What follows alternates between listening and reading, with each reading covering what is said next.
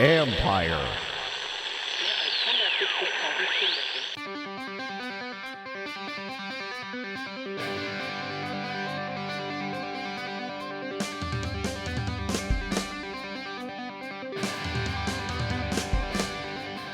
Welcome to the latest edition of All's Caps with former Capitals defenseman Karl Alsner. I'm AP hockey writer Steve Wino. We're going to be joined by longtime Capitals trainer and former Washington football trainer now, Greg Smith, who has some of the best stories you're ever going to want to hear about some football stories, some hockey stories, and Karl, some stories about you, which were terrific. Yeah, Smitty's a guy that has seen and heard everything. You know, we would, the way that the rink works is you come in, you change out of your street clothes into your undergear, and then I'd say like 80% of the guys go straight to the medical room and just hang out, sit on the tables, sit on the stools. Guys are doing crosswords, just chatting and joking around. So like he hears everything and he sees everything, and he's got a good memory, and he's been around for so long. So he gave us a few pretty good ones there, but I mean that's a vault that if we could ever tap into a vault, that's the one that you'd want to get into, because he can go on forever. So it was very, very fun and very fortunate to have him on there. And he's a fellow short guy like myself. I'm 5'6" and a half or so. He's what, 5 foot maybe? Yeah, I think he's about 5 feet tall, and he mentions it a few times in our chat. So if anyone's wondering why he's saying what he's saying, it's because he considers himself a little person, and at the rink, I mean, we're looking for anything to pick on somebody about, and so he was good about it. And he seems like over the decades he's handled that well. He's handled it really well. Like I'll tell, there's one other thing that's really funny in one part of the at Kettler, there's these two doors. One led to the stick room, and so it was just a regular door, and then right beside it was a furnace room, and the door was half the height of the stick room door, and so guys would always steal Smitty's like nameplate from his office and put it above that door, as that was his room, and like you have to be at the rink, you got to have a thick skin, and Smitty has a thick skin, and he was good about it. Especially when Curdy, we mentioned too in the interview, Curtis Millar, he had probably the thickest skin of them all, because he was so good of making everybody enjoy the jokes that they were telling. Yeah, please stay tuned for some Alex Simmons stories, Boyd Gordon stories. Like if you're a Caps fan of a certain vintage, you're going to enjoy these stories. Trust me. Unfortunately, the most recent Capitals performance hasn't been great. The 7-3 loss to the Bruins, 4 losses in a row. For lack of a better question, what's wrong right now with this team? Yeah, I mean, so one of the things that I always notice, and I know a lot of people notice, is that when a team comes in that say you're playing against a team that has a lot of injuries and you got a lot of call-ups, the guys that are called up, they're working their tails off, and they're underestimated, and a lot of times they put up a really hard fight, and you don't take them serious enough, and they end up stunning you. And the game isn't as easy as you're hoping it's going to be. And so there's been a kind of a revolving door of players that have been in and out of the lineup right now. And every time somebody comes up, they're looking to really prove themselves, and they're going, full tilt, and it's hard to play against that. And then you start getting some guys back that everyone's healthy again, and it's like everybody kind of like usually takes their foot off the gas just a little bit, because they're like, okay, now we have all our guys back. Like we look so much better on paper now. We should just continue winning or win these games. And it just doesn't work like that. Other teams see the names in the lineup, and then they work a little bit harder to beat them. So it happens all the time. The key is to not let a slide like this go on too long. Like I think I've mentioned once before, when you're a good team, we'd always say, good teams don't lose 2 games in a row. And if you do lose 2, you definitely don't lose 3. And so you don't want to let this slide. 4 games is already too many. I know that's what the guys would be feeling too, but it's guys that are getting back up to speed after not playing a lot, and older guys that it takes a little bit longer to get the body going. The mind is there, but the body sometimes takes a little bit longer to get back into it. And so maybe that would be my guess of what's going on right now. Yeah, and the bad part is this is a disjointed schedule because then it's like a 5 day break or 4 day break after a fourth consecutive loss. And Nick Dowd the other night is like, I don't want to break. This is not a good time for this. Mm-hmm. Like, I want to get back playing again because at a certain point, you got to get tired of practicing and trying to fix the same things that you could do whatever you want in practice. If you fall flat again in that fifth game, none of that was worth it. Yeah, this is a really, really tough way. I guess it's a tough coaching decision on what to do. You don't really want to reward your team for losing 4 games in a row, but you also don't want to skate the guys for, I'm sure they had a day off, at least one day off for 3 days hard and just harping on all these things that you're doing wrong. Like as a player, you want to get back out there the next day to fix it. Obviously that's not the option. So what do you do as a coach? Do you try and take their minds off it and have some fun? Like I'd say that was one of the greatest things about when Barry Trotz and Todd Reardon with Foz and Lane Lambert were the guys. They're so good at just taking our minds away from it. Like we'd have days where it was just game days where we would D versus forwards. We'd try and rack up points in these little scrimmages and stuff like that just to get our heads away from it. Or we'd have full ice scrimmages where we can go out there and actually work on some game-like situations. And so it's just depending on what the staff wants to do. It's in a way seems like a reward because you don't have to go out there and bag skate, but it's really, in my opinion, a smart coaching decision to do something like that. But, I'm not in the room, you're not in the room. We don't know exactly how everybody's feeling. And so we'll see what they end up doing. But yeah, it's those 4 days will seem like a week. Yeah, and Nick Dowd also pointed out that like this is not just losing one different way. Like they've lost games and blowing leads and losing in overtime, and sometimes it's the goalie, and sometimes it's a puck in your own net. The Carl Hagelin own goal against Minnesota contributes. It does that as a player make it harder when it's not just one way. You're not either giving up a ton of goals or not scoring any goals. That there's so many different ways you're losing. Does that make it harder? It's tough. I think to me it would seem more like the way that I would try and play it in my head is like, it's just kind of weird things, weird anomalies. It's different ways that we're losing. It's not like every game we're bad in third periods. And like why are we doing, or why do our starts suck so bad? That to me would bug me more because I wouldn't be able to figure out why can't we just fix this? It seems so easy, but when you lose games in different ways, I feel like it's a little bit easier to turn the page. However, if you're losing these games, 7-3 all the time, then I guess pretty frustrating. But if you're losing tight games and overtime games or whatever, then I don't know. That's the way that I would probably justify it.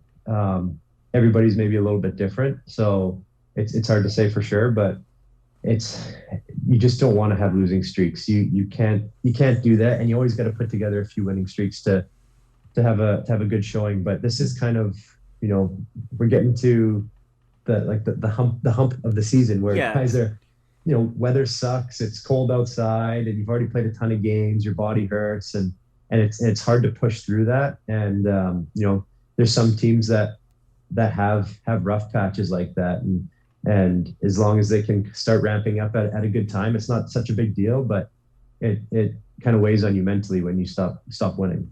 And I don't want to blame the goalies because it's not all on the goalies. And I know you and I have talked about we're not goalie coaches, we're not goalies. But Zach Fucale starts his career with the longest shutout streak, 138 minutes, and then 4 goals on 16 shots. Gets the hook. He's back to Hershey. You know what that commute's like from Arlington to Hershey and back and forth and back and forth. But have we seen the end of Zach Fucale? Is the answer and goal on this team right now with Ilya Samsonov and Vitek Vanacek? Well, look, that's the question, right? Whenever you ask anybody, like what do the Caps need, and goaltending seems to be something that they bring up. But I've listened to a couple guys talk about it, and when they're asked the question, it seems like they're behind their guys, which obviously you're not going to come out and say like, no, we need a goalie. That's not something they would say. But I think they feel confident that these guys can be the answer, could be the ticket for them. But at the same time, I think it would make everybody feel a little bit better to have, a veteran in there, someone with a little bit more of a resume would probably go a long like way. a guy with a Vezina Trophy, a Stanley Cup ring, who might be playing somewhere in Texas right now, maybe. I think that would fire guys up pretty good. You know what, that's my thought that something like that could help. However, Me too. it's just about getting hot at the right time, though, right? There's so many guys that come, like Matt Murray, kind of came out of nowhere for Pittsburgh and got hot at the right time, and next thing you know, like, he wins a couple cups, he gets the contract. Things have kind of turned a little bit since then, but that's all it's about. And if you can give a guy enough confidence, and the team can help by limiting the tough shots, like last game with Fucali, he had to go side to side quite a few times. Yep. And guys shooting the puck like pretty great shots. Those are tough saves to make. So you're trying to help your goalie out as much as possible, especially if you have a young guy too. It's like you watch teams closely when they have a young guy in net or a call up or whatever it is. Like, guys are blocking way more. Guys are way more responsible defensively. And if you aren't, like, you're getting a pee-pee whack like after the game. Like, you needed to be better and help this guy out because you just hung him out to dry. So it's just those things where everyone has a bad day. Sometimes the team collectively has a bad day, and then you get a result like a 7-3 loss, and it's just frustrating for everyone. But being a goldfish is important, as Ted Lasso likes to say. You love Ted Lasso more than anything. I really do. Yeah. Here's the thing. It's not that I don't think Vitek Vanacek or Ilya Samsonov could be that guy to get hot. It's just, to me, Alex Ovechkin's having maybe the best season of his career. And he's 36 years old, and Nick Backstrom's getting up in age, and TJ Oshie's getting up in age. We're all getting older. And do you want to go into the playoffs trusting that one of these guys is going to be your guy? And to me, who cares if you give up a 2024, 25 first-round pick? No one's going to cry about it if you have a long playoff run this year, if you give yourself a chance, because banners fly forever. And if you, to me, that's what I think Brian McClellan may be thinking. I can't get in his brain right now, but I think he's got to be thinking, this is the season. Like, you've got to go all in on Alex Ovechkin still playing like this, that you can't trust it on one of these guys getting hot, or look, one of these guys or both these guys gets injured, and you have to play a Zach Fucali or Phoenix Copley in the playoffs. Like, we had Craig Anderson starting for the Capitals last year in the playoffs because of injuries, and to me, that's why a Braden Holtby, a James Reimer, a Marc-Andre Fleury, which would be a dream story for all of us, somebody like that would have to come in just as almost like a backup plan, if nothing else. Yeah, and I think the hard thing too, as a GM, if I put my GM hat on, is like, you're so worried to lose a guy that turns into something great. Like, we look back at Philip Forsberg and trading him early, and then he turns into what he turns into, right? So you're always worried about that. The nice thing is you have two guys that are young, so you can afford to let one go if you have to, and you probably let go of the one that has the highest stock, right? Because you get more in return for that. And maybe that's tough to say that you do that, because the guy that you're getting in return might only be a 1 year. I think who you're getting is a rental. Yes. Yeah, you're getting a rental. So maybe that's not the way to go about it. But I feel like you can let one guy go and get something pretty darn good in return. And it's just hard to make that decision, because you don't want to kick yourself looking back on it after in 2 or 3 years. But that's the business we're in, right? Like, you kind of. Yeah. You look at your window and you try and win now, and the window, we've been saying this for years, that the window's only been 1 year, 2 years, but it's clearly been stretched long past what we had originally thought. And give Brian McClellan and the players on this team a lot of credit for how long the window has been, because teams usually aren't this good for this long. And that is a credit to Brian McClellan, and he's done a good job. I have a lot of Phil Forsberg thoughts, but not right now. We'll have a future trade deadline episode. We're gonna have George McPhee on at some point as well, because there's things about that I don't want to. I don't want to throw George under the bus for that one. I just, as much as people look back and say the Philip Forsberg thing, I will defend George to the death on the Philip Forsberg trade on parts of it, and then I will crush him on other parts of it. And he and I have privately chatted about this, not to be written, but there are things about that trade anyway. Busy stretch coming up for the Capitals at the Islanders. A bunch of home games. On a Cliff Notes version, what do you want to see differently out of this team to take a losing streak and turn it into a winning streak? I want to see odd man rushes be limited. Yeah, sure. I want teams need to really work for their goals against them, and And especially because, I was talking about goaltending.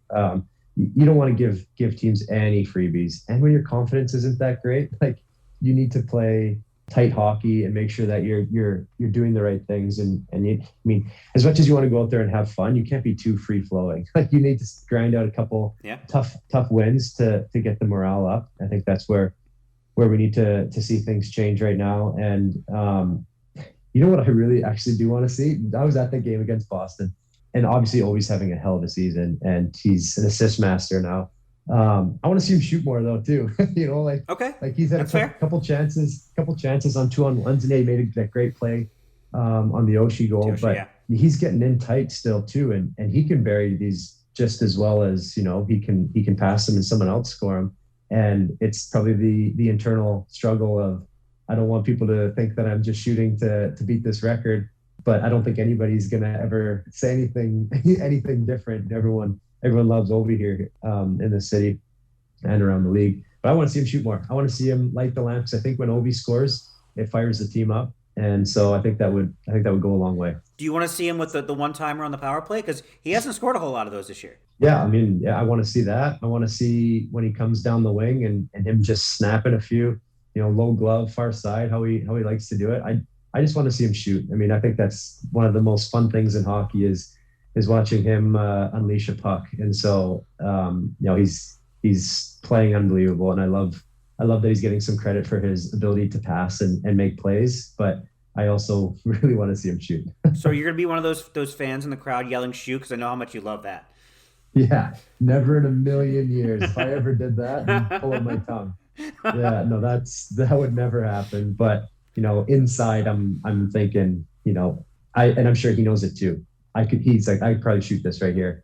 Good chance that I could score. However, I have a teammate right there, and I'm gonna feed him. So I think it just goes to show how, he's probably evolved a little bit, and he's very selfless now. He wants everyone to have some success. But I think you have 95% of hockey fans that are cheering for him to beat that record. Yeah, and I wonder if this is a long game where all of a sudden he's the assist guy for 40 games, and all of a sudden he's like, no, screw this, I'm not passing the puck now, and then he scores 50 again this year. Yeah, it's definitely possible. I mean, I think you'll see, what the team needs, and he's the type of guy that can literally take a team on his back and win games when he wants to do that. And I think when he feels necessary, then he'll tweak something and he'll go ahead and do that. But in the meantime, I think everybody needs to just do a little bit better, just a little bit more responsibility out there. And I think that'll help everybody out. Well, we're going to do better after this because we're joined by former Capitals trainer Greg Smith. Please stay tuned on All's Caps. You will not regret it. Welcome back to All's Caps with former Capitals defenseman Karl Alzner. I'm AP hockey writer Steve Wino, and we are joined by former Capitals trainer and now former Washington football, interim trainer Greg Smith. Good morning, Greg. Good morning. How are you guys? We're great, Smitty. Great to talk to you, man. This is awesome. Thanks for doing this. And Ron Rivera at his final news conference actually name dropped you as kind of filling in for their ridiculous situation where they got their trainer the place raided by the DEA and administrative leave. What was that whole experience like for you working in the NFL and not the NHL? First and foremost, Ron Rivera was the guy who convinced me to make that 76 mile drive from my house to the Ashburn. I talked to Ron about 3 times on the phone, and he just seemed like a genuine, nice guy. Like he's just, I've worked for a lot of coaches, and Karl knows this, some good, some not so good, some kind of ridiculous expectations and stuff like that. But Ron was just such a good guy. We connected right away over the phone. And, I can't say enough about the guy. Of course, the season didn't end like anybody wanted it to. And we could talk about the whys and the what. But the NFL it's a lot different. It's unbelievable to be at your house every night for the whole week. Like, it's crazy. Like, that was the first thing that I was like, man, like, so you basically you're at home all the time, except for, Saturday, and then you go play somewhere on Sunday. That's it. Back, yeah. Then and then you're back. It's easy. Like the travel is incredibly easy. But when you're talking about athletes, I've worked with NBA guys since I've retired. I did a little bit of a stint at University of Maryland to help them out when the player passed away. So since I've retired from hockey, I've had a couple different opportunities to work with, D1 athletes, some NBA guys, and now NFL guys. By far, of course, hockey is my favorite because I connected with them for so many years. But the athletes are all the same, right? They're trying to get better. They're trying to make themselves better, and they're trying to, provide a living for their family, which is, it's an easy time to connect with folks that want to do that stuff.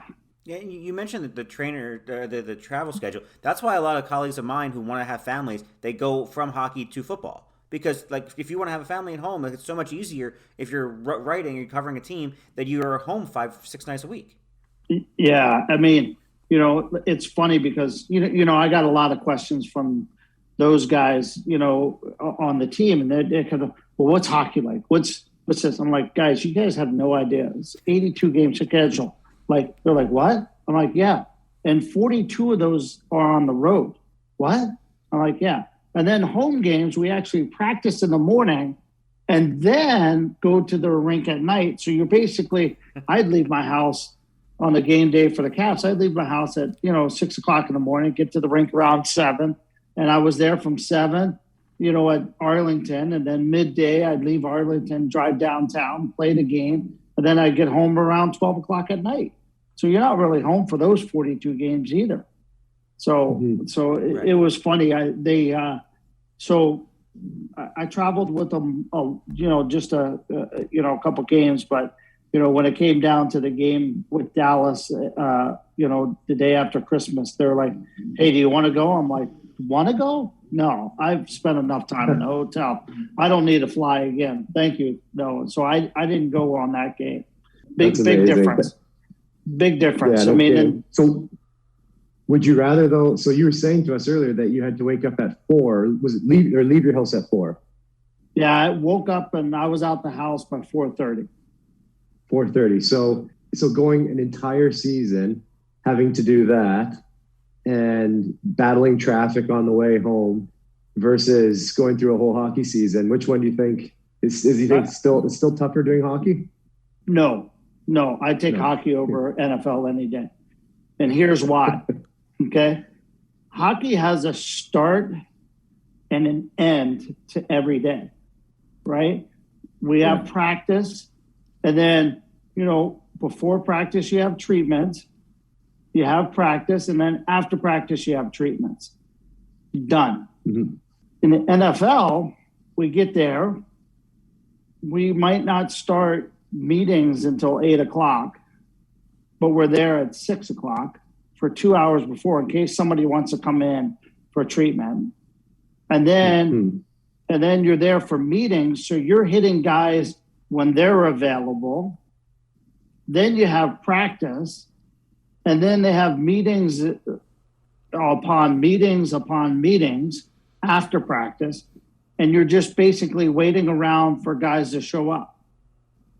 Yeah. And so, the training room's open from basically 6 to 5 every day, 6 in the morning to 5 at night every day.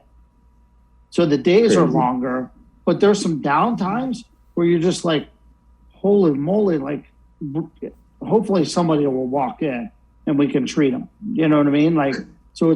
And then next thing you know, the meetings will let out and you'll have 20 guys on top of you. And then 30 minutes later, the next meeting starts and your room's empty. So it's just a weird kind of, you can't get into a flow. Like with hockey, there was a flow, right? There was a start, a finish, and an end. There, it's just like all day. Yeah. And going back to it, I remember, I think it was when Ovi scored his 500th goal, maybe, and he posted a picture of you and him together with a really nice caption, just saying, none of this can be done without guys like you behind the scenes, and no one ever sees it because, it's crazy to think, the athlete goes to the rink and like you said, we do our meetings, we get on the ice, we get treatment when we need it, but then the whole time we don't see what's going on to make that work for us. And you guys are there, like you said, all day long, waiting for somebody to come in. And then all of a sudden, when they want something, they want it now, and your day is just like, it's just turned upside down like that when all of a sudden you got 5 guys complaining about who's on the table and they want to get on the table and all that. So it's just one of those things that, fans and even players don't understand it. Like, you guys can't get out of the rink until we've taken all of our undergear off, like Woody or whoever, so we can go into the wash and all that. And these days are it's just crazy how long they are. So I think it's just nice thinking back to what Obi posted there and just to get a little bit of recognition, because the job that you guys do is absolutely wild. Yeah, it's crazy. And it's funny too, because I'm at the point in my life where, I don't necessarily have to do it, but I really enjoy treating athletes. Like, I like it, you know what I mean? So for me, it's I enjoy that aspect. So that's why going back to the NFL was kind of nice, because like, that's the part of the job I like. Like, I don't like the administrative part, you know what I mean? And pushing papers and doing all that other stuff. I just like treating. So this gave me that opportunity just to treat the guys, you know what I mean? And Carl, you remember the playing days. I hated doing paperwork, man. I hated the office like nobody's business, you know what I mean? Like, that was the worst part of the job, Yeah, no kidding. Well, and you're also a type of guy that likes to learn. Like, you're one of the smartest people I've met, and I think you always like to gain more and more knowledge. So I think that's pretty cool, and that makes sense why you would have an opportunity to work with a football team and just even learn a little bit more. But like you said too, you don't need to continue to do this, but you obviously have a thirst for for a new experience and learning something. And I think that's pretty cool. And we've talked about over your whole time that I was there with Washington and your business pivot, like, that's something that you also have going on behind the scenes, on top of what you're doing with the team. And I'm curious what that's been like too. Are you still involved with Pivot? And maybe explain that to us a little bit. Yeah. So it's funny that you ask. About 2 weeks ago, Pivot sold to another healthcare company called Athletico. So there's going to be a transaction first part of February. They'll take ownership over the company. So we were able to merge our two companies together to make the largest outpatient physical therapy company in the U.S. that's privately owned. So wow. It's been a great journey on that, and I got into that, as is I got into that because, I just wasn't really happy with the way, physical therapy was run. In sports, we're really paid to make guys better faster. And when we got to physical therapy, the model is you get a patient in, and if it's a 4 to 6 week prescription, that's how long you had to be at physical therapy, which didn't make sense to me. I figured that we could make the guys better, faster, and get them back to there. And we've had some success to do that. Yeah. So I'm kind of involved, but in the next couple of weeks, my involvement will unwind to the point where who knows what I'll be doing when I grow up. So you're a free agent again, is what you're saying. Free agent again. Yeah. That's so amazing. Who knows what I'm going to do? Yeah. So congrats, man. Where's the vacation planned after that celebration? First and foremost, I don't like the vacation, so because then all I do is stress out about all the stuff I want to do when I'm home. Yeah. So that's not really vacation for me. So who knows? I'm just trying to look. I'm building a house now in Stevensville, which is right across the Bay Bridge. So I'm hopefully going to try to be moving boxes and stuff like that. And I'm so cheap that I do it myself. I don't hire a moving crew. So, you know what I mean? Because why do that? Why not break my back and do it myself? So exactly. That's exactly change. how I messed up.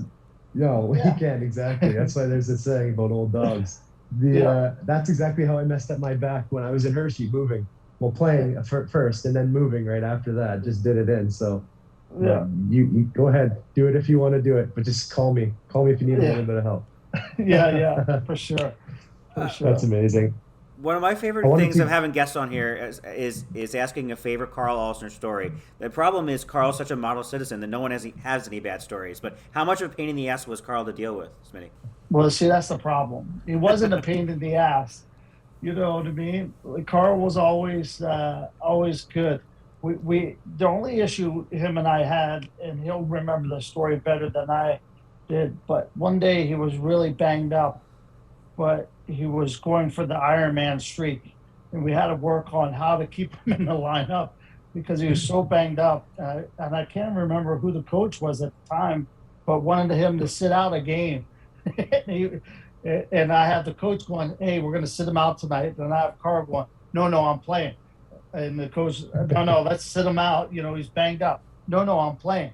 I'm like, I was basically pinballing between the training room, the coach's room, the training room, the coach's room.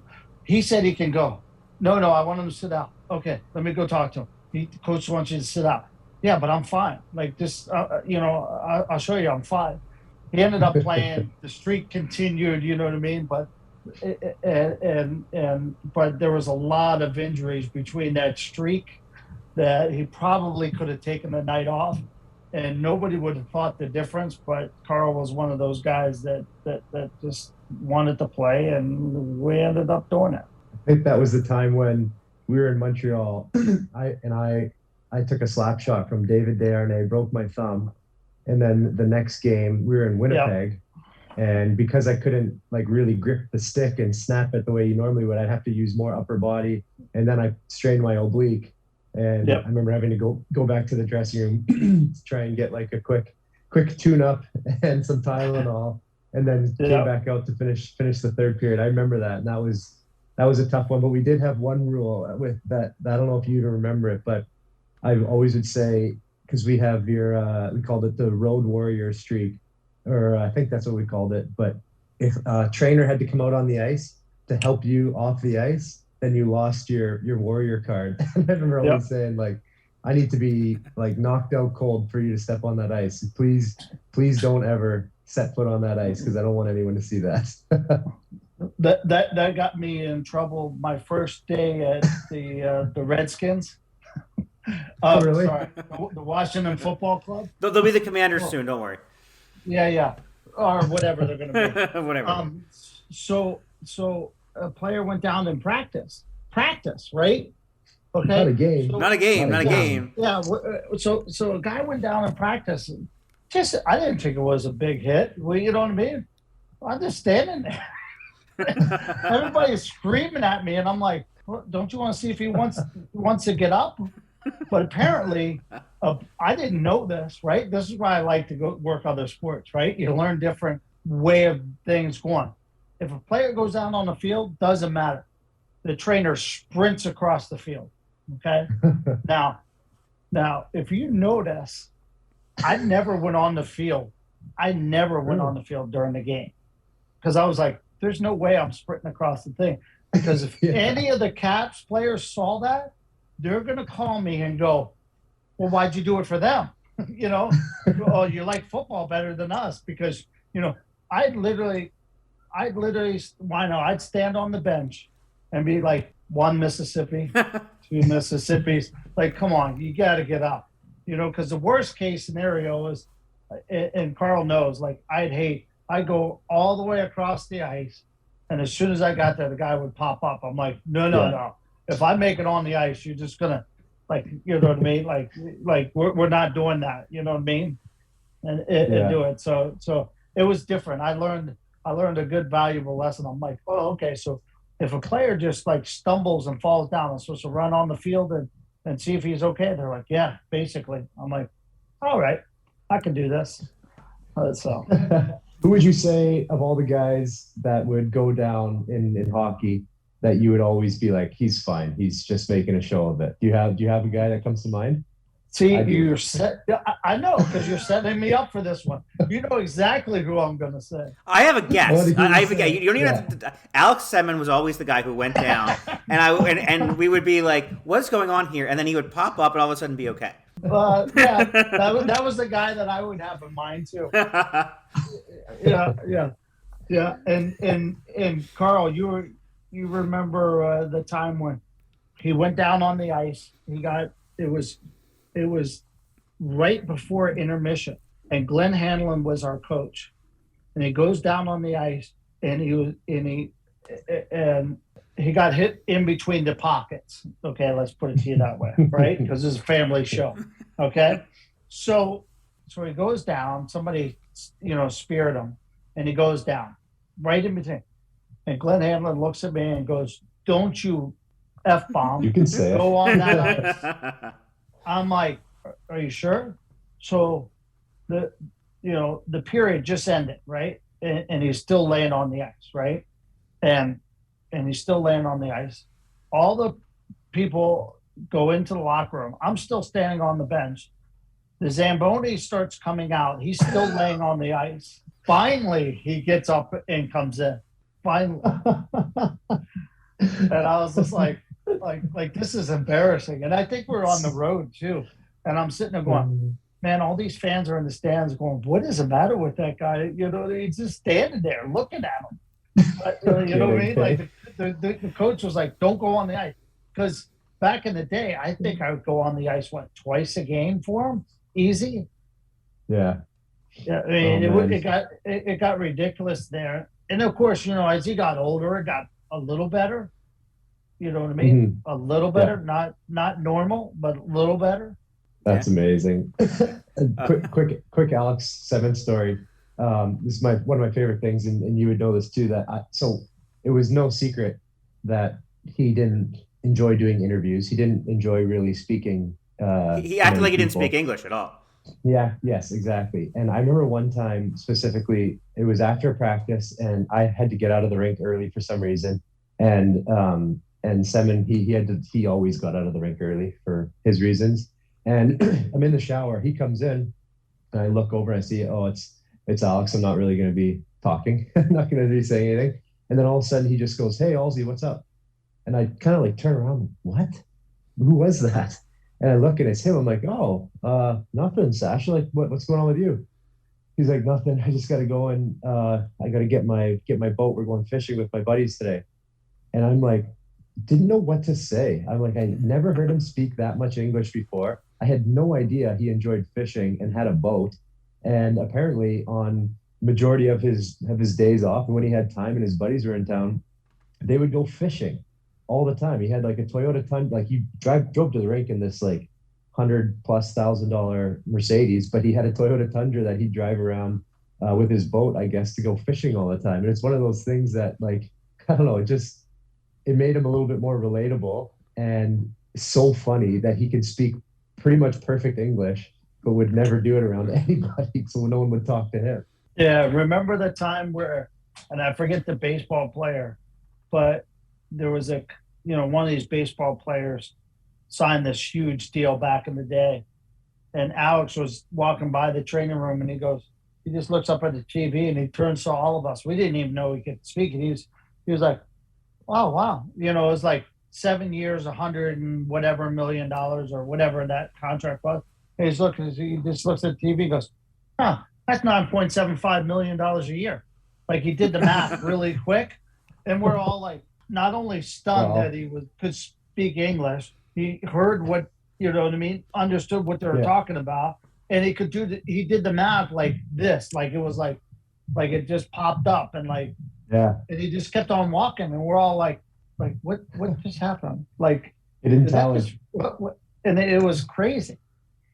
Yeah, no, he was a very interesting guy. Wino, I got to tell you, one of my favorite Greg Smith stories that I can remember is we were in Colorado one time. I still have the picture of it, and we come into the rink. There was a few of us that would always come in pretty early. Me, Carly, Chimera, and we step into the rink. We come into the trainer's room because it's usually the first thing that we do. We spent a lot of time with with these guys. And so we come in the rink and there's Smitty sitting on the table with this bruise the size of a basketball on his quad.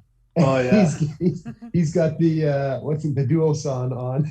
You're duosoning yourself, and you look so miserable. I remember taking a picture of you, and I'm pretty sure I distributed it to the rest of the team so that they could witness what was going on. But do you even remember what happened there? Yeah. So it was during a snowstorm, right? And we got to the hotel, and so it was snowing outside, and we couldn't go underneath the little canopy. So it was snowing. So I hopped off the bus to help the driver unload the bus with all the bags. And he goes to open up one of the doors, and it falls off the hinges, and the bus door came down on my quad, because I'm like, as it's coming up, I'm stepping into the bus to go underneath the bus, and the whole door came down and just crushed my quad. Just crushed my quad. And That's I'm a heavy like, door. well, yeah. And I was like, that's so dumb. Like, what was I thinking? This is why I should never help. This is why. Yeah. I mean, it was like half the size of my quad. It was so black and blue. The next day, Yeah. I was like, I got to go to the rink and treat it. Of course, I didn't know the guys would come over that early. You know what I mean? Because, you have to keep that shit, on the down low. You got to keep it quiet. You can't have a trainer needing medical attention. No. It's like when I was with the Anaheim Ducks, we're in Edmonton, and Carl, remember how tight the old Edmonton rink was, the bench was for us to stand behind the players? Like Yes. You're basically, your knee is in the guy's back. That's how close it is. Well, there's a face-off right in front, and the face-off goes back to a defenseman named Freddie Olesen. And Freddie tees it up and tries to hit it off the boards, misses the boards by about a couple inches, and just smokes me right in the jaw. And I broke my zygomatic arch in the first period. And I ended up, I didn't go down, and you know what I mean? Luckily, you know what I mean? I was okay, and I just stayed out for the game and stuff like that. But I couldn't open my jaw, so I knew the jaw was broken.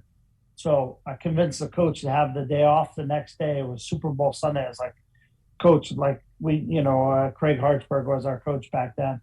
And I was like, Hartsy, we got to have Super Bowl Sunday off. He goes, no, I think we should practice. Guys will be drinking during the Super Bowl. We'll practice in the morning and then let them off in the afternoon to watch the Super Bowl. That way they'd get a little bit of sweat in and stuff like that. And I was like, no, we're not going to have a trainer there tomorrow because I got to go have surgery on my jaw. So I ended up having surgery on my jaw on Super Bowl Sunday, and we had the day off, and then I went back to work on Monday. So, did you get wired shut or no? No, it's just they just popped that part of it out. You know what I mean? And they went through my ear to do it, so it was good. So I just couldn't touch my face for 6 months. They wanted me to wear this plastic shield, and I was like, like Phantom of the Opera. And I was like, dude, like, there's no way. Like, I'll run the risk. I'll do the surgery twice, but there's no way I'm gonna wear a shield. Kind of like that. Were you there with the game where we made Brooks Lake wear that shield because he broke his jaw, and he got so mad. Yeah. He got so mad because he missed the pass. He tried to rip off the shield. He's banging it on the ground. He's trying to rip it off, and so and I was like, Brooksy, you can't play. And Brooksy was kind of a little animated back then, and he was like, I'm playing. I'm like, no, you're not playing unless you have a shield on. I mean, one little shot, this thing's going to go haywire. I said, you're not playing. And so I told the coach, I forgot who the coach was back then, but the coach was like, hey, look, you got to put the shield on or not. So he goes back into the locker room and grabs the helmet he just destroyed, and the shield's like this swinging back and forth on his visor. And he's like, I'm ready to go. I'm like, no, you're not. You need to go get the shield off. He was so mad. Oh, he was livid. That's hilarious. That was Bruce, I think, was the coach then, and that happened because I think Carly took a shot in practice, right? Ricocheted off the crossbar, hit him in the face. Yeah, I remember that. That's Yeah. crazy. Freak accident. Speaking of freak accidents, is there a moment that comes to your mind where someone got hurt and it was like almost scary for you, or something that you were just like, thank God that got discovered, or that got fixed, or anything that comes to mind? I have something that comes to my mind, but I don't know if it like it registered with me. I'm not sure if it registered the same with you. Yeah, so it's kind of hard because, I mean, not to say anything, even if you remember back in the day where we had the were you there where the guy had that aortic aneurysm at the rink right before Uh, practice? no, I don't think so. So a guy that worked at Kettler, young guy who since passed away, we ended up not being able to save him, but he had a aortic aneurysm, and they called Benny and I over when it happened. We took all of our emergency equipment over, and we ended up shocking him and stuff. But unfortunately, when you blow out your aorta, no matter what, it's hard to bring somebody back to life. And he ended up passing away, and and I remember, like, it was probably 4 hours, 5 hours later, somebody said the guy's name, and it was like, what?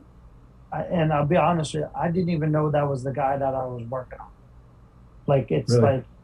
like, and it's been like that even, some of the times where we have to, we have an emergency situation, whether it's, Jamie Hewitt or took the skate across the face or whatever. Like, I'll be honest with you, it's not that I black out, but I just, it's like everything just closes in and all I can see is the injury. You know what I mean? And it's Mhm. just like, okay, what I got to do? All right, do this. And it's funny because for me, like, I don't get excited. I actually get the opposite. I get more calm. The more the stressful the situation becomes medically, the more calm I get. And it's funny because, you know, like Jamie Hewitt, who got that big cut, I was real calm and stuff like that. And then George McPhee walks into the doctor's office, and Jamie took a cut that was pretty significant across his face. It started at his chin, went up, barely missed his eye, thank God, and Mhm. took out his eyebrow and everything, and it was kind of hanging up. And George walks in and was like, "Oh my God!" And then like he's like, "That's bad." And Jamie was like, "Wait, I didn't think it was that bad because you were so calm." And I was like, "Yeah, because like, what am I gonna do? Like, you know what I mean? Like, it's Yeah. bad, but I was just always the kind of this. But what were you thinking about, Carl? Because I'd like to. I was thinking, I was thinking about when Wides had that like innocent looking hit that we thought was Oh a Charlie shit. horse, Oh yeah. and then he ended up being in the hospital for, it was like 10 days, wasn't it? Yeah, so he got so he got a quad contusion that turned into a compartmental syndrome, Yep. Hmm. and like we're seeing this and we're like, whoa, this is bad. And so we ended up, Dr. Schaefer and I decided, we're like, all right, let's just take him to the OR, let's bite the bullet, because you know it swelled up so fast and so quick, and they're like, he's got a pretty good bleed in there. So we took him to the OR that night, and and you know tried to get the bleed. And then the next morning he puffed up again, and then we ended up having to take him to the OR again.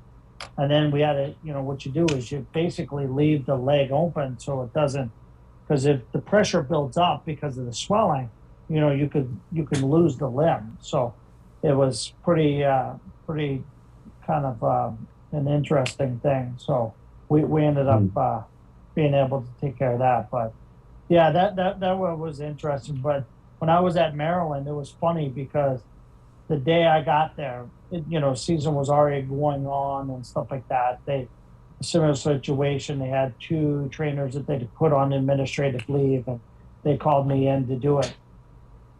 I walked in and I saw a kid that presented the exact same way, and I was like, "Hey, you need to take him to the OR." And they were like, "No, no, it's just quad contusion." I'm like, "No, no."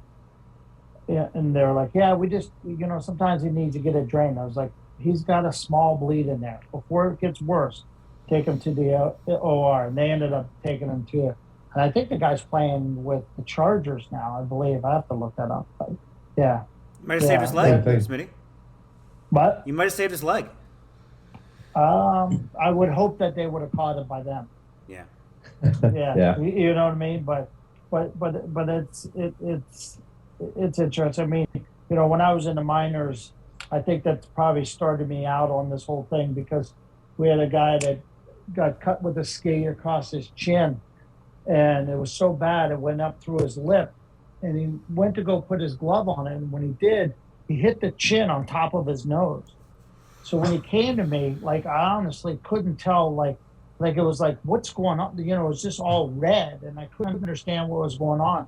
But he hit, the reaction is, put some pressure on it when he did that because he cut so far underneath of his chin, the actual skin was on his nose, and I was like, Visual.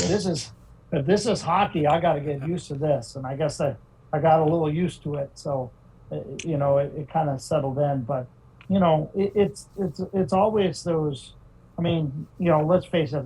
Any sport's a dangerous sport. Hockey is a complicated sport that makes it even sometimes more likelihood of problems. But it's just using best judgment and training and trying to figure it out.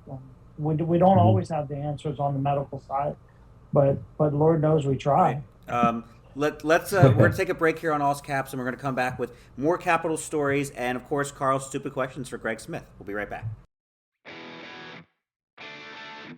Welcome back to All's Caps with former Capitals defenseman Karl Alsner. I'm AP hockey writer Steve Wino, and of course we're joined by longtime Capitals trainer Greg Smith, who had some incredible stories. That I remember that Dennis Weidman thing, Smitty, because I remember someone tipped me off like 2 days later. He was still in the hospital, and I didn't believe it. And all of a sudden, you guys announced it before the game or during the game or something, and I'm like, it looked like the most innocuous collision in the world, and then it led to that. Yeah. Unfortunately, sometimes the littlest things, I mean, you don't know what your body is going to do. It's a complicated system. So basically, it was just a little bit, just got him a little bit above the pads. Yep. And, once you get a little bleed, and Dennis had some big quads, and it just, went from a little bit to it's not resolving, and oh boy, we better take care of this kind of thing. And he ended up, so what happens is you almost have to open up the compartment of the quad. So the wound lays open for 10 days. And then the pressure just, over that 10 days, you're monitoring the pressure in the leg. And then it took us 10 days before we could really sew him back up. And then you start the rehab process, which is, trying to get that quad that's been laying, muscle belly that's been laying open to the open air for 10 days to work again. So, that was I mean, you want to talk about scary. For me, that's more scary than the actual injuries. Karl is trying to, man, I hope this guy can play. Like, I hope this guy can get back. I hope this guy, is okay. And, it's just like, if you remember, we had a defenseman called, his name was Brian Pothier, who got a concussion. And, like, it took us, God knows, it seemed like it took us 8 years to try to figure out how to make him better. Like, it was like we were trying. I mean, we tried so many different things, and we ended up, of course, with concussions, and everybody says this, like, we're learning about concussions more and more and more every day. I mean, it's just like, I'd use this analogy all the time. When I first started in pro hockey, we had a lot of people that had bruised foot. Okay. Like that just had bone, just had bruises. Well, then we started an MRI and everything. And then everybody had fractured foot fracture. Well, before it was just a bruise, and now it's a fracture. The injury didn't change. The technology changed to be able to see these micro fractures that the X-rays never picked up. So it's just the technology that changed, and concussions the same way.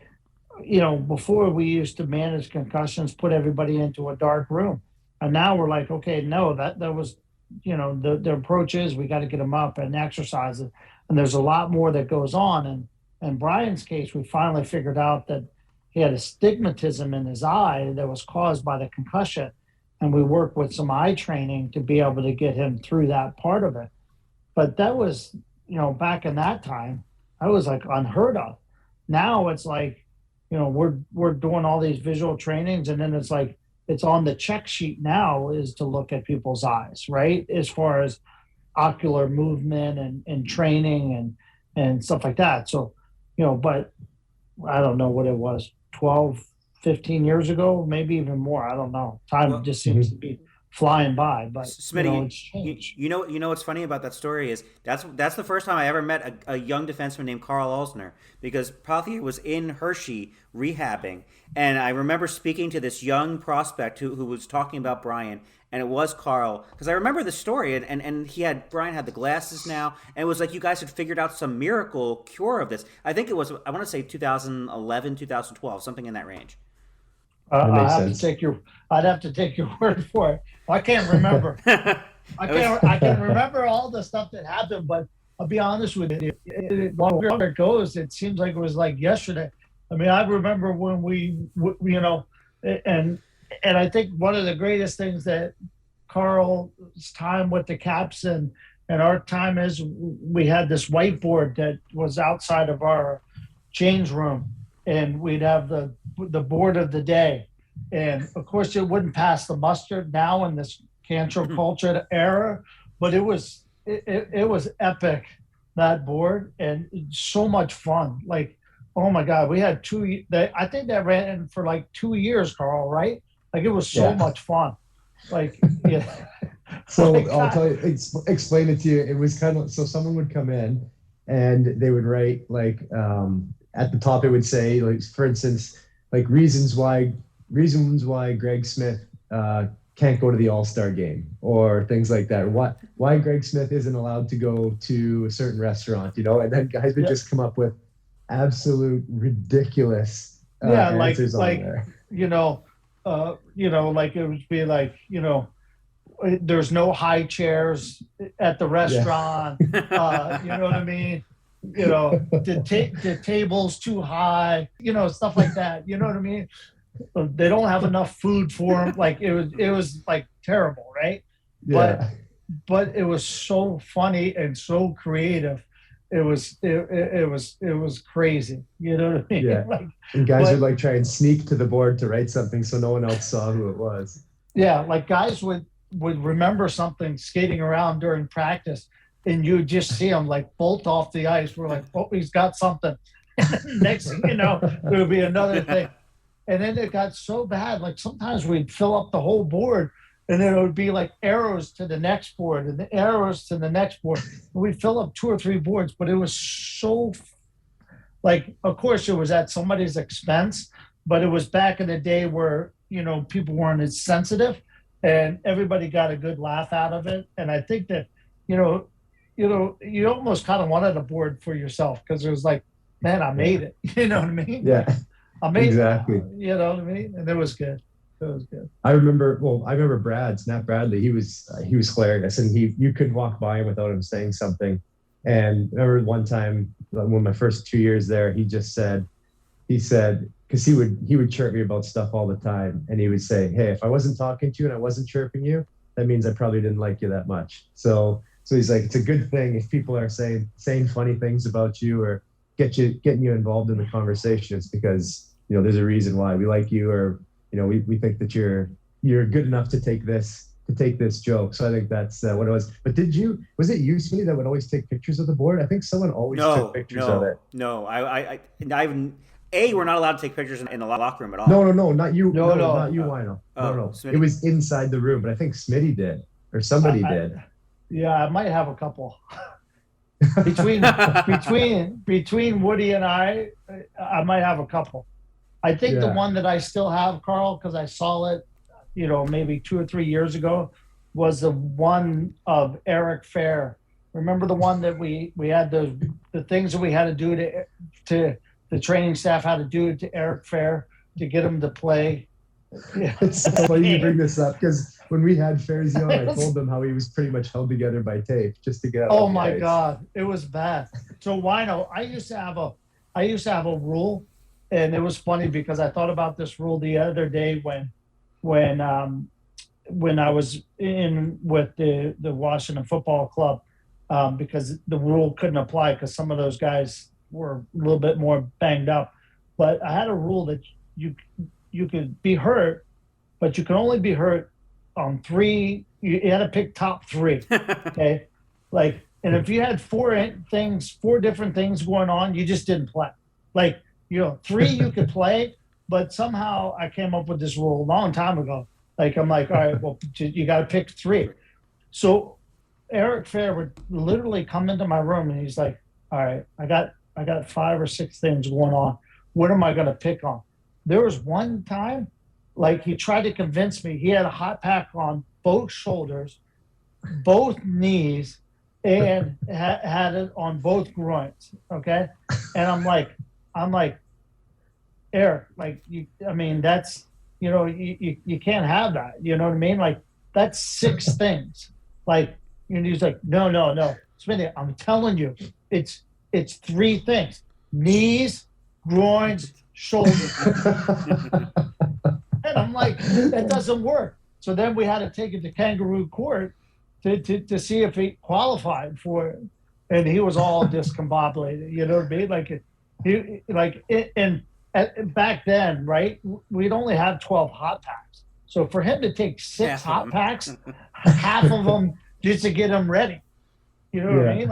It was crazy. Who was more banged up, Fairzy or Boyd Gordon? Oh, Gordo was way banged up.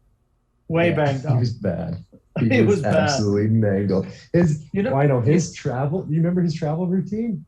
Oh yeah. He had to come on the plane with a rolled up, one of those thick yoga mats and his own pillow, and he wouldn't even sleep in the hotel bed. He would sleep on the floor on his yoga mat with his legs elevated because his back would be too messed up to play the next day. Yeah. So Wino, I take no credit for messing him up, but he came in so jacked up. It took us, I want to say 5 years to get him to sleep in a hotel bed. Mm-hmm. What did you do to let him do that? Let him sleep on the floor? No, I was going to say, how did you fix it?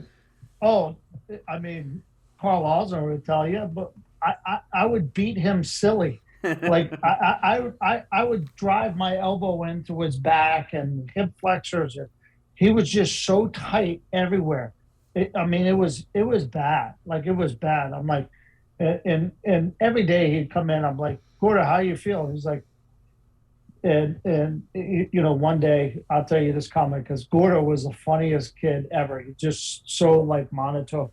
I said, Gordo, how you feeling? He goes, well, I feel pretty good. It could have been worse. I could have been lying in a ditch, being accosted by some meth head, but I'm at the rink, and that was just Gordo. You know what I mean? I'm like, yeah, I guess you're right. But I think there wasn't a day over his 5 years where I didn't work on him. You know what I mean? Yeah. And really get wild. In. But it took a while because unfortunately, he played a lot of hockey in juniors and in the minors and stuff like that. And, you get a little bit out of whack and then you just keep on adding to that problem. It's like when Brooks Orpik first came to us with the Caps, his first year with us. And I was like, all right, Brooksy, you're done. You can't work out. And he's like, what do you mean? I'm like, dude, we need you to atrophy. He was so tight and so big and so massive. I was like, you're never going to be able to play unless you work on other things. And I remembered, he's like, kind of pushed back a little bit. And then the first summer that we had him, I was like, okay, remember, no working out, do yoga, do something. And he ended up doing that, and he felt better the next day. And then, the next season, when he came in, because he wasn't as atrophied, and he really worked on it. And I had a similar experience with Paul Correa, because he was all jacked up when I first got to Anaheim. And I remember I was like, Paul, he got a concussion and he was out for a year. Suter hit him across the jaw and took him out. So I was like, I used that opportunity to really get him into stretching and working on some other things. And he ended up getting stronger because his lever arm, his range of motion was so much better that he had more power. And he ended up, he felt better and played better. And that kind of gave me that thing, like, okay, you know what, we got to work on this flexibility and not be so tight.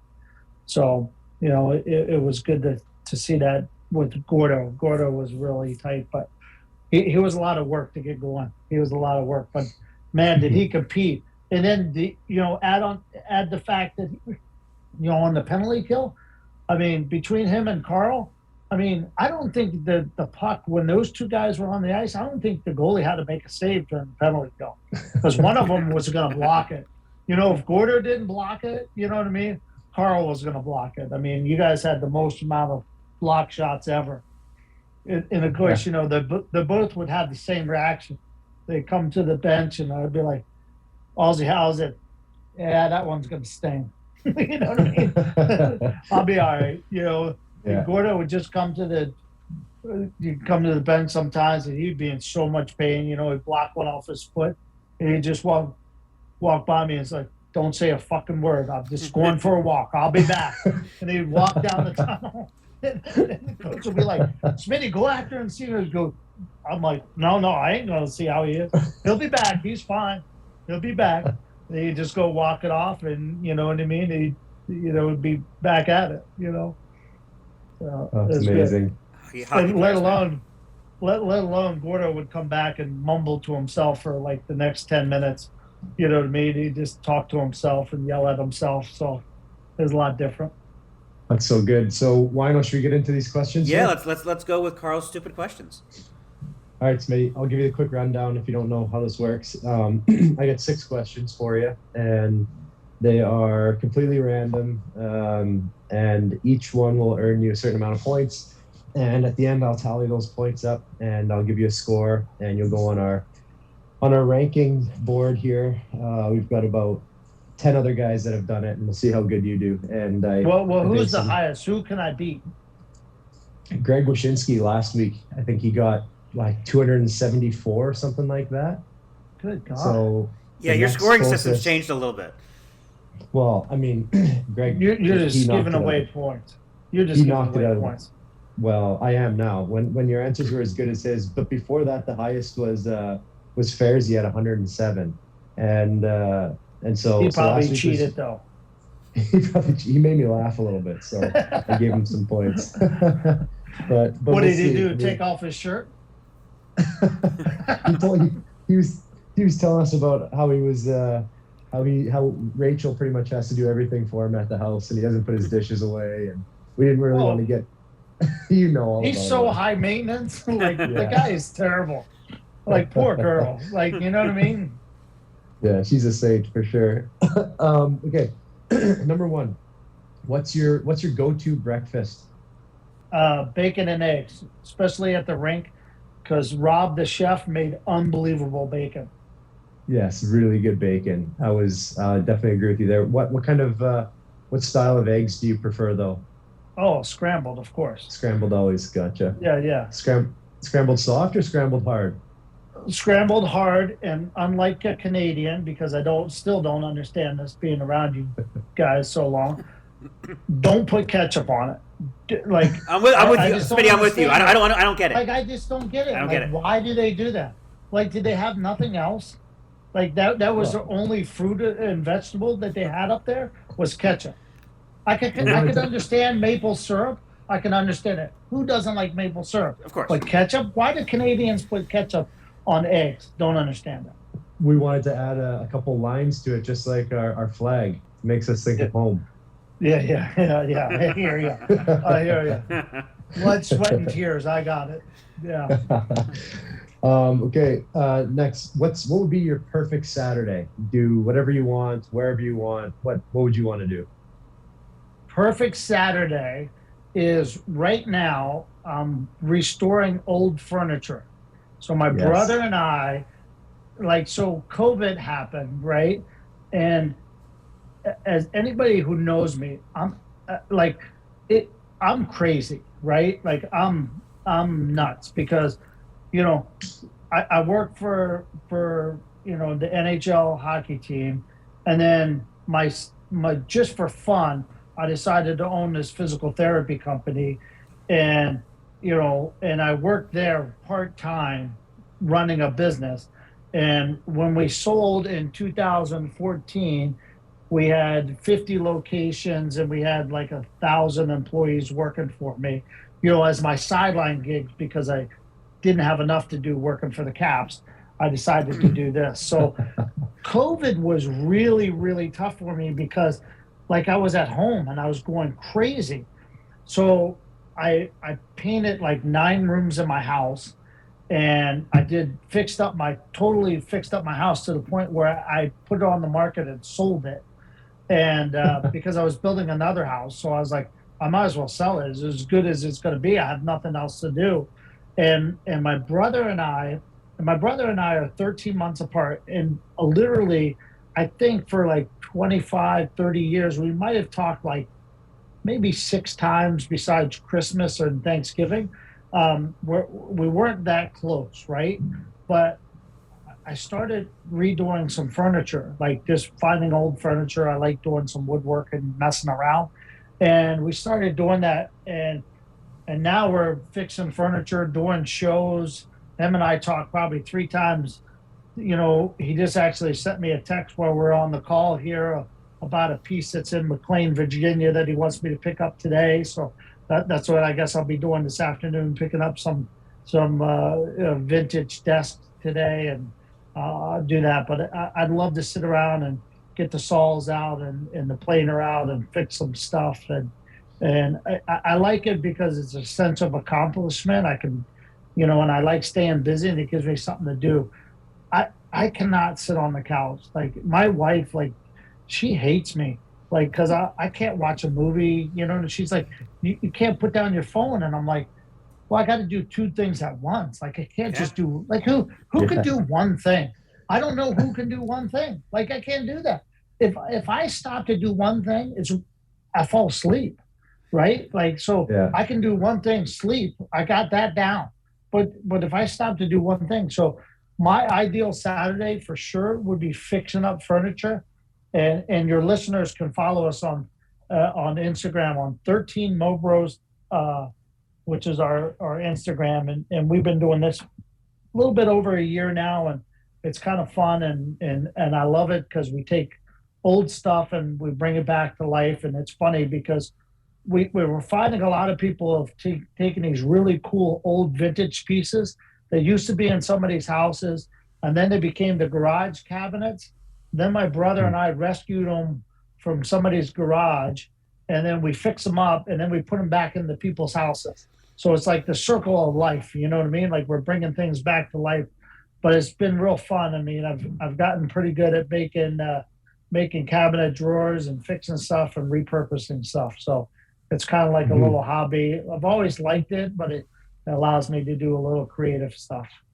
Yes, Smitty, the multitasking thing, I feel the same way, and that's why going to a movie theater is so hard, because you're not allowed to do 2 things at once. You got to focus on a movie and not do another thing. How would you do that? Why not? You buy a big thing of popcorn. So that's your 2 things. Okay. Yeah, I mean, you know what I mean. If not, what are you gonna do? I never go, to the movies after I go to dinner. I always go to dinner after the movie, because I know that I got to do something, eat during the movie. The movie theaters with the beer has been a revolution. Yeah, for sure. Yeah, for sure. That's why I kind of enjoy this whole Netflix thing, because I've been watching a ton of movies, but I just wait a couple months when they're at home. So it works out kind of nice. And I'll say too, you were the king of being able to you dig an elbow into someone's glute while sending an email. Always very impressive to see how you can do that. Yeah, you know what? Well, that was a whole multitasking thing. I would still be able to work and treat the guys and do stuff. So, unfortunately, you got to stay busy. Yes, you do. All right, next we'll go with who would you say the funniest person you've worked with, either a player or another colleague? Okay, so the funniest person, and it is a twofold thing.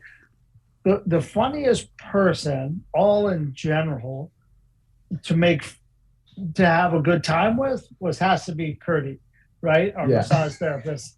Like the guy was hilarious.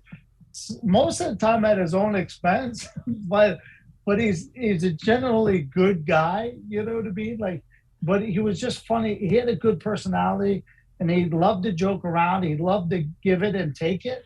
But it was so fun because he was one of those guys that was so kind-hearted and loving, but you could joke around with him, and he could take a joke and give a joke and stuff like that. And those people are hard to find and stuff like that. But sense of humor.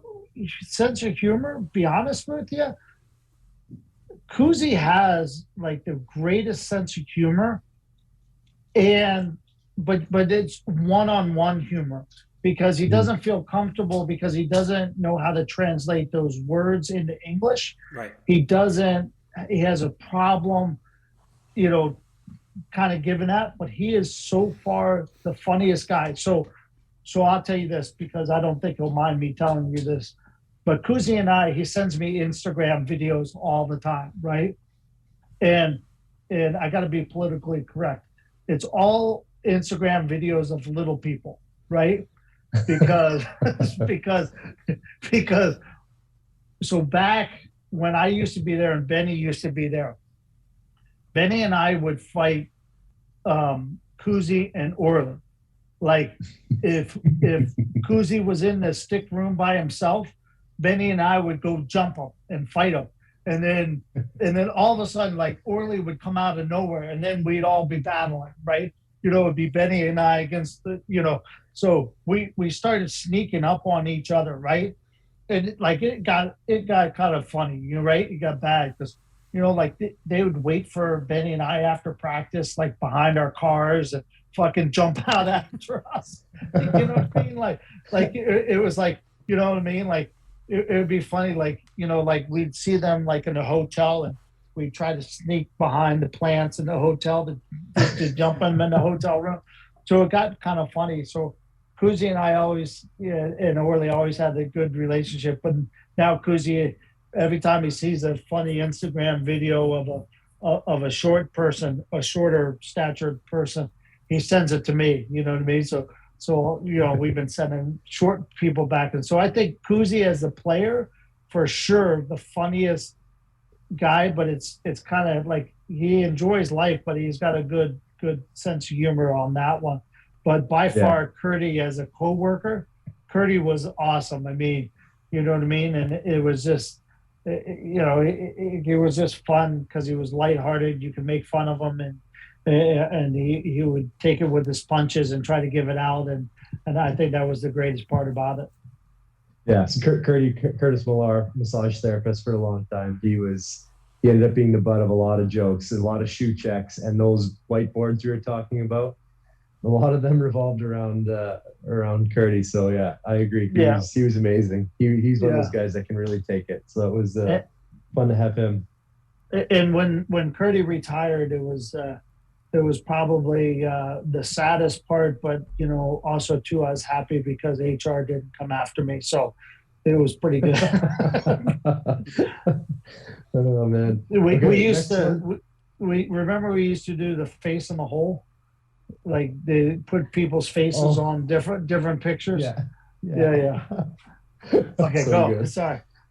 Okay, next one. I wanted to ask you this, and I've been asking it a fair bit lately, but I feel like you're a really good candidate for this question, and it might be annoying for some people, but sorry. Do you consider a hot dog a sandwich? Yeah. Of course.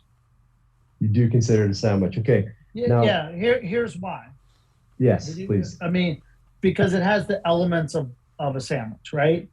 You know, what you got to see, that's where I think the sandwich have gotten too broad, right? You know what I mean? Like a sandwich is just basically two pieces of bread with something in between, right? Whether it's peanut butter and jelly or whatever. So anything that's in between two pieces of bread is a sandwich, you know, and that's why for me, a jelly donut is considered a sandwich because ideally that. I mean, Karl, if you think about it, right, you know I love donuts, right? I mean, Wino, there would be never a time where we were in Canada that Karl wouldn't bring in donuts. Him and Chimmer would bring in donuts for the training staff. Now, that was a cover for them because they would bring it in for the training staff. And of course, they were in my room. Don't get me wrong. I had my share of donuts, but it was always a sham because every time they'd walk by, they'd just pop in a Timbit. Well, just one more. So I think there was the cover, you know. So in case the coach says, what are you doing with these donuts? Oh, they're for the trainers. Oh, okay.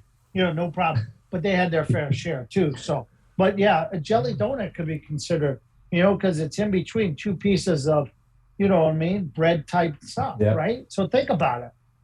Okay, so then think about this. Because this was brought to my attention, just considering the construction of a hot dog. Could it be considered more like a taco, or would a taco then be considered a sandwich? Because it's very similar. It's meat toppings in between some sort of shell, I guess. Yeah, but see, the air is the key factor, right? So on a tortilla, you don't have any air in between it.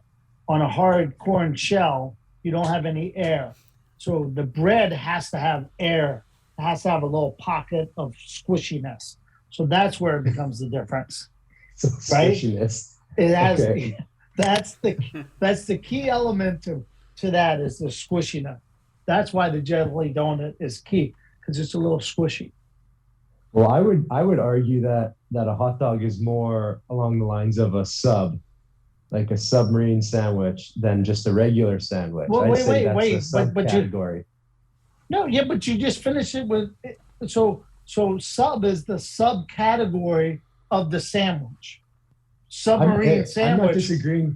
I'm not disagreeing with you. I'm just bringing a different element here. I mean, I've heard a lot of people say hot dogs is its completely own category, doesn't qualify as a sandwich, and some people will go ahead and say sandwich. So this is why this is a never-ending question right here. Everyone's got a different opinion. I know, but I mean, but as you know, mine is always right. So I mean, you know what I mean? Like I would have to say it is, and that's what I'm going to stand by. Okay, gotcha. Whether I get good points or bad points, I don't care.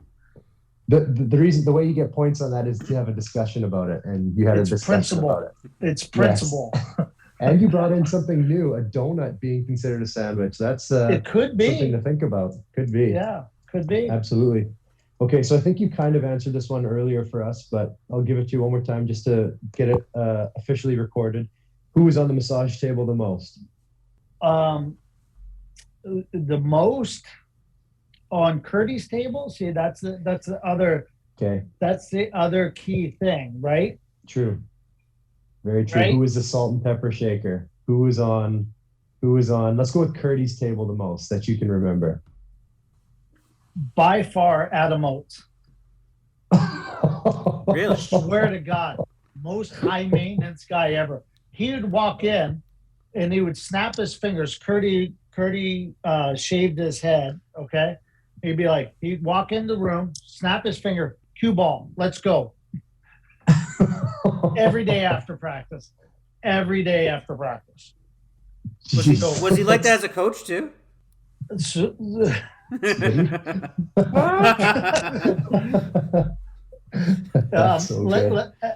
Adam liked the finer things in life. How about that way? Yeah. Adam liked the finer things in life. I mean, Yags was pretty high maintenance too.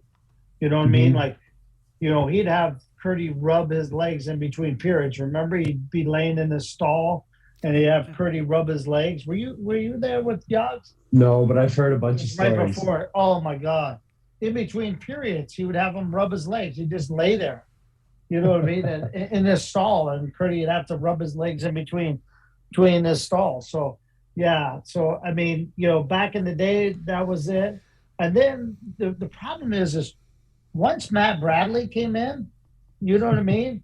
Nobody wanted to be on Curdy's massage table, and you know why too, Carl. So if you want to share this is your podcast, you share it. But I'm not sharing that one.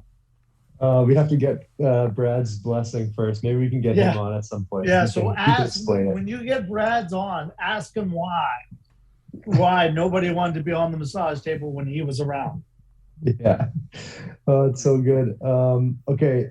Last one for you. And, tough question because we know how busy you are. But if you were to retire and not do anything, where would you retire? Since I'm building my retirement home in Stevensville on the Chesapeake Bay, that's what I'm going to go with for 5,000 points. Because here's the deal. I bought this house on the Chesapeake Bay. It faces east, so I could see the sunsets, not the sunrise, right? Mm-hmm. It faces west. Yeah. Sorry. And I wanted to see the sunset. And because when I retire, there's no way in hell I'm getting up early enough to see the sun come up, but I guarantee you I can stay awake until the sun goes down. That's why I chose that house, that location. I've always liked the water because I think the water is calming and stuff like that. Who knows when I retire, because Carl, you know me, I'm never going to retire. I mean, I've basically, I've retired from the Caps in 2007. I went to Maryland for a little bit. I went into the NBA G League bubble for a little bit.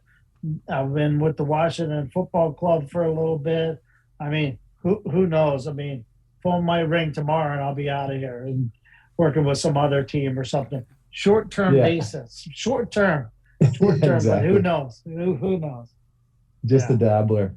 All right. Yeah, dabbler. So, okay, that's okay. I like that. Let's add this and times 2 plus 4. Okay, you are at a total of 107 points. Oh, 107. 107, which actually ties you with Eric Fair. There you go. See, that's all I wanted to do. Nice. I mean, you know what I mean? He'll be jockeying for position.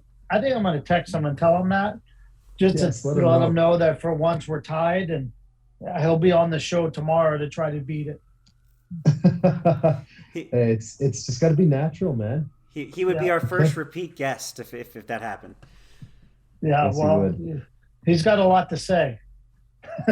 Yeah, he sure does. We didn't get Fairzy going. It's always a fun time. Yeah. That's silly laugh of his. For sure. Gentlemen, this has been a blast today. Greg Smith, thank you very much for joining us on Allscaps. Thanks, Smitty. Well, thanks for having me, guys. Carl, good to see you. I heard that you're going to go out with Benny, so make sure I get the invite.